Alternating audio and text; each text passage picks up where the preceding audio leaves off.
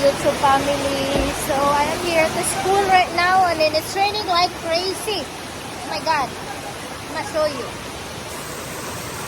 So it's raining like crazy here. We are part of Zamboanga do Sur in Mindanao. I think we still have typhoon. So I'm here at the school and with my classmates. They are dancing.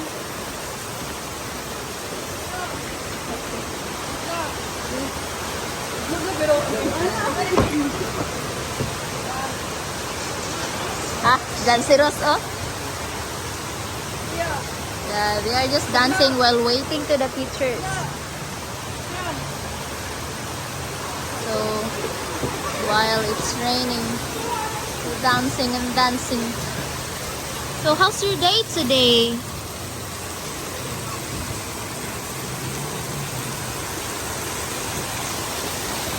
This city is our small town. So, and today is Friday, so as you can see, there is not a lot of students because when it's Friday, lots of students are not coming here because they don't have classes.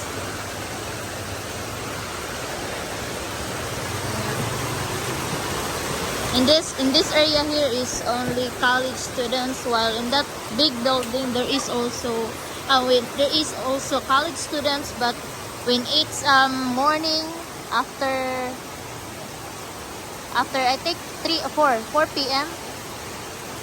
the college will be the one who will stay there, while the senior high school will go home.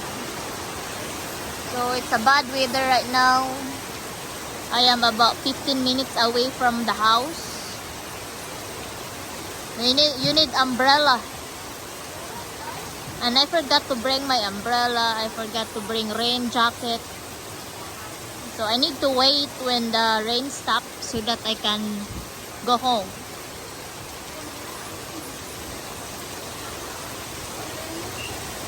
They are nursing students. We have teacher education courses. We have also business administration.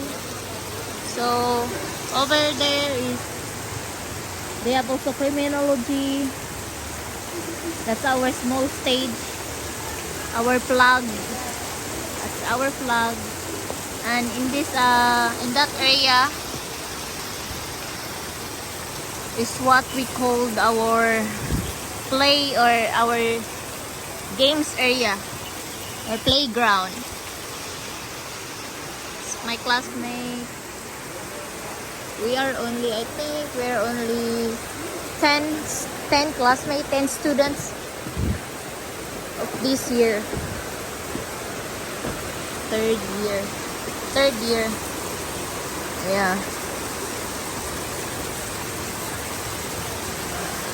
So this is my daily routine every week, Monday to Friday. Coming to school, after school, going back home, and sometimes I go back again here. I come back here and then go home again because I don't have nowhere to stay here. I'm not really into a lot of friends. I know I have a lot of classmates, but I'm not a type of person like I want to hang out like that. So I love to just go home and stay or spending time with my husband. Yeah, that's what I did. I don't like to go out somewhere, go drinking. It's just my routine. School, home, school, home. Yeah. So, it's already late and our teacher are still not here. So that's why I'm here outside, just watching the views, watching the people walking. People are talking. college. So hopefully you guys like the video. Don't forget to like, share, and subscribe our video. Thank you.